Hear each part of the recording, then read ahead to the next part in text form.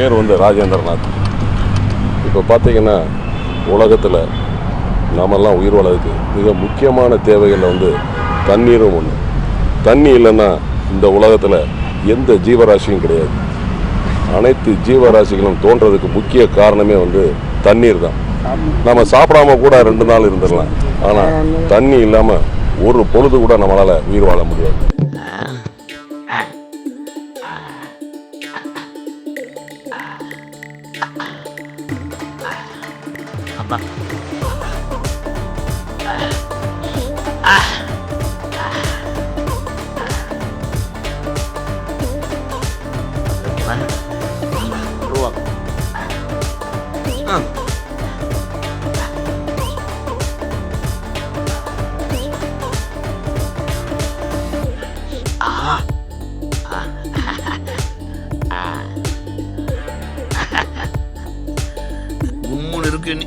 கண்ணாடி போட்டு ஒண்ணுதான்.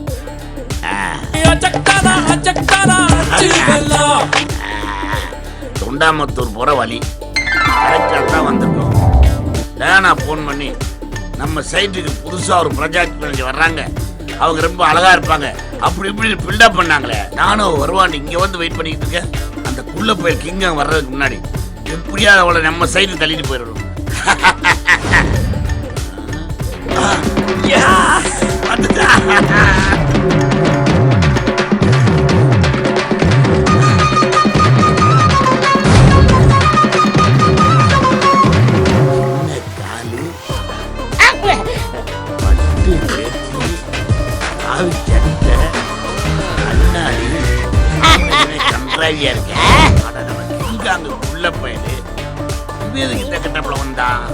பெருமாள் கோயில் உண்டை வாங்கி தின போறானா?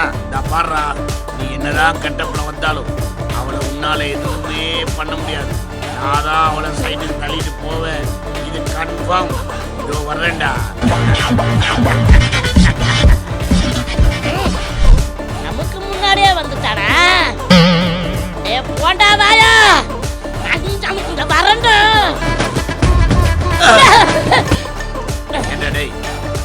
சைட்டை பாடுறாண்டா, இங்க எதுக்குடா வந்த? இன்னைக்கு புது ப்ராஜெக்ட் மேனேஜர் நம்ம சைட்டுக்கு வராங்க, அதனாலதான் நான் வந்தேன். ஏண்டா வெண்ண, அதுக்காகத்தான் 1/2 மணி நேரமா நான் வெயிட் பண்றேன். இன்னும் யாரும் இங்க வர சொன்னது? முன்னாடி வந்துட்டா மட்டும் நான் லட்டா தராங்க. அப்படின்னா பெருமாள் கோயில உண்டச்சோறு வாங்கி தின்னதான் போறான். டேய்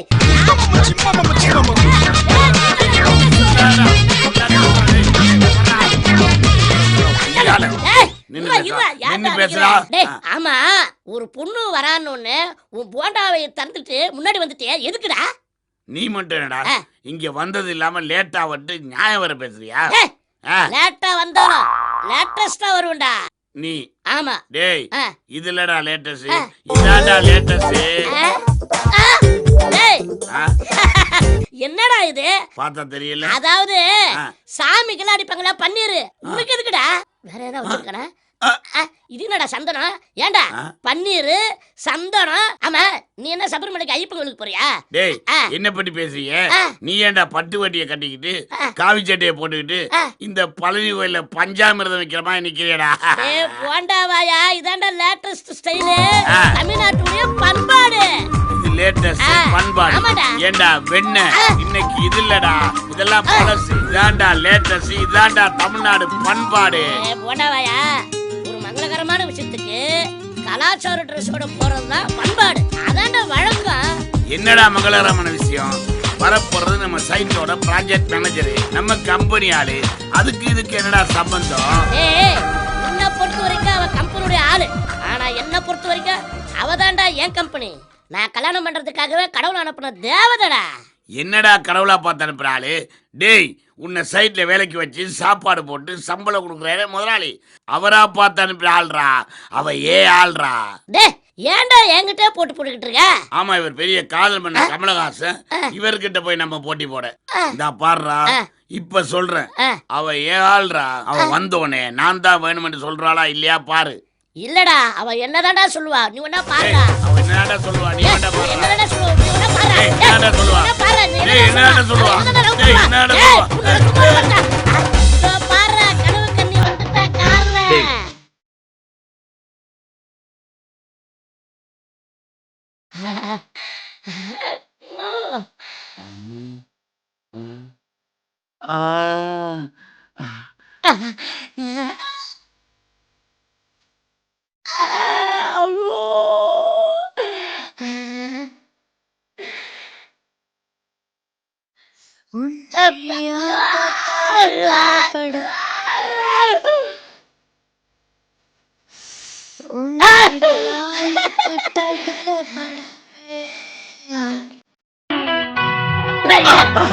ஏன்டா போண்டாவையா ஆளை பார்த்தோன்னா ஆளு வாயை பொழுது கனவு காண்றியா? அவ உன் சிஸ்டரா? அவ என்னுடைய லவர். நான் மட்டும் தான் கனவு காணுவேன். இப்படி சூடு.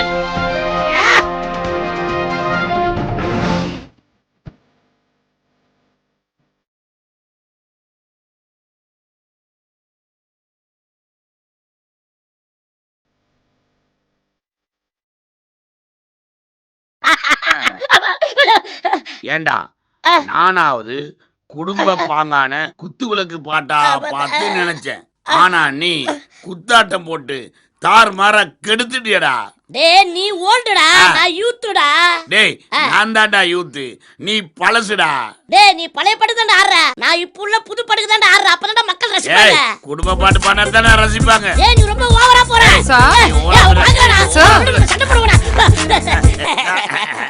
வாங்க வாங்க. வணக்கம். வணக்கம் சார், என் பேர் ஷீலா. நான் தான் புதுசா வந்திருக்க ப்ராஜெக்ட் மேனேஜர். போதும்டா, பாப்பாவுக்கு சுளிக்கிற போதுடா. மேடம் சைட்டுக்கு போலாமா? ஓ போலாமே. என்னடா ஏன்டா இவ்வளவு நேரம் சைட் அடிச்சிட்டு இப்ப சைட்டுக்கு போலான்னு பொறுப்பா பேசுறீங்களோ? அட்டைக்கு வாசி, நீ சைட்டுக்கு போ, நான் அவங்கள கூட்டிட்டு போய் கஸ்டமரை மீட் பண்ணிட்டு வரேன். போலாமா? இருடா, நைஸா நீ கூட்டு போவ, நான் உட்கார்ந்து மணி ஆட்டணுமா? நீ இருடா, நான் சைட்டு கூட்டு போறேன். இருடா. சார் சார் சண்டை போட்டுக்காதீங்க சார். ஏன் சார் சண்டை போட்டுக்கிறீங்க?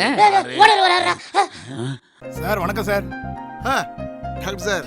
அப்புறம் சார் நல்லா இருக்கீங்களா? எப்போ கோயம்புத்தூர் ஷூட்டிங் வந்தீங்க? 1 வீக் ஆச்சு. 1 வீக் ஆயிடுச்சா? பரவாயில்ல, லாட்ஜி அது இதுன்னு ஹோட்டல்ல தங்காம இப்படி கெஸ்ட் ஹவுஸ்ல தங்குறது ரொம்ப ஆரோக்கியமான விஷயம்தான். ஆமா, என்ன 3 நாளைக்கு முன்னாடி ஆஸ்பத்திரிக்கு செக்அப் போனதா சொன்னீங்க? அது ஒன்றும் இல்லை, நடிச்சுக்கிட்டே இருக்கும்போது கொஞ்சம் தலை சுத்துச்சு, ஒரு மாதிரி இருந்தது. பிபியாக இருக்கும்போது பயந்துட்டேன். ஆனால் ஒன்றும் இல்லை, நார்மல். என்ன டாக்டர் சொன்னார்னா உங்களுக்கு கொஞ்சம் ரெஸ்ட் தேவைன்னு சொன்னார். அதையே தான் நானும் சொல்றேன். 45 வருஷமா சினிமாவில் இருக்கீங்க. காலையிலேருந்து ராத்திரி வரைக்கும் ஷூட்டிங்குன்னு உழைக்கிறீங்க. இது இல்லாம அரசியல் சம்பந்தமான வேலைகள் வேற ஓடிக்கிட்டே இருக்கீங்க. நீங்க ஹெல்த்தியா இருக்கணும்னா உங்க உடம்புக்கு ரெஸ்ட் தேவை. நீங்கள் சொல்கிறதெல்லாம் சரிதான். சினிமாவில் மட்டும் நடிக்கிறவங்க ரெஸ்ட் எடுக்கணும்னு தூங்குனா கூட காலை ஆட்டிக்கிட்டே தூங்கணும், இல்லைன்னா ஆள் போயிட்டான்னு வேற ஆளை போட்டுருவாங்க. ஏன்னா ஒரு கேமராமேன் இல்லைன்னா அவங்க அசிஸ்டன்ட் கேமராமேன் ஒர்க் பண்ணலாம், டைரக்டர் இல்லைன்னா அசிஸ்டன்ட் டைரக்டர் ஒர்க் பண்ணலாம். ஆனால் ஒரு நடிகை இல்லைன்னா அவங்க அசிஸ்டன்ட் நடிக்க முடியுமா? சார் நீங்கள் சொல்கிறதெல்லாம் சரிதான் சார். ஓடிக்கிட்டு இருக்கிற மிஷினுக்கே ரெஸ்ட்டு தேவைப்படுது, பின்ன மனுஷன் உடம்புக்கு ரெஸ்ட்டு தேவைதானே சார்? நல்லா ஆரோக்கியமாக இருந்தால் தான் நல்லா ஓடி சுறுசுறுப்பாக உழைக்க முடியும். வருஷம் பூரா உழைக்கிற மனுஷன் ஏன் ஊட்டி கொடைக்கானல்னு போகிறாங்க தெரியுமா? அங்கே இயற்கையான சூழ்நிலை இருக்குது, நல்ல சுகாதாரமான காற்று கிடைக்குது, மனசுக்கு நல்ல அமைதி கிடைக்குது. ஒரு மனுஷனுக்கு வருஷத்துக்கு தேவையான எனர்ஜி ஒரே வாரத்தில் அவங்களுக்கு கிடைச்சிடுது. சார், கோயம்புத்தூர் மாதிரி ஒரு நல்ல அமைதியான ஊரில் ஒரு வீடு வாங்கிட்டீங்கன்னா நீங்கள் ஷூட்டிங் போயிட்டு வந்து இங்கே ரெஸ்ட் எடுத்துக்கலாம். 2வது உங்கள் உடம்புக்கும் ஆரோக்கியமாக இருக்கும், அப்புறம் உங்கள் மனசுக்கும் ரிலாக்ஸாக இருக்கும். கோயம்புத்தூரில் ஏதாவது வாங்கணும்னு எனக்கு ஆசை தான், ஒரு இடம் வாங்கி வீடு கட்டணும்னு. ஏன்னா சீதோஷ்ண நிலப்படி Coimbatore is the best climate. But எனக்கு ஆளுங்க தெரியாத. சரி, நான் கிளம்புறேன். சரிங்க. நீங்கள் ஷூட்டிங் முடிச்சுட்டு போகும்போது நம்ம ஹாஸ்பிட்டலுக்கு வாங்க. என்னது? சும்மா ஃப்ரெண்ட்லி விசிட்டு தான்.